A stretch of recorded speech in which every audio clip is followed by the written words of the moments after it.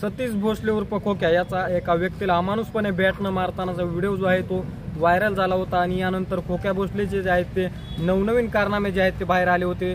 त्यामध्येच बावी येथील ढाकणे कुटुंबियांना पितापुत्रांना फक्त आमच्या शेतामध्ये तू हरीण मारू नकोस असं विरोध केल्यामुळे खोक्याबाईने त्यांना इतकी जबर मारहाण केली।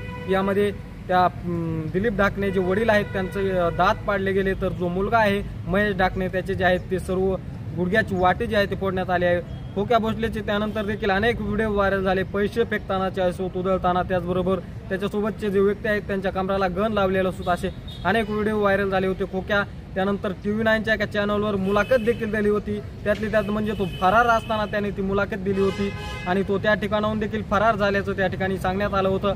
काल रात्री 11च्या सुमारास जे आहे ते खोक्या भोसलेची जी फोर्ड कंपनीची इंडिवर गाडी आहे ब्लॅक कलरची ती शिरूर पोलिसांनी जप्त केली होती आणि यानंतर आता खोक्या भोसले शरण येणार असं देखील सांगितलं जात होतं।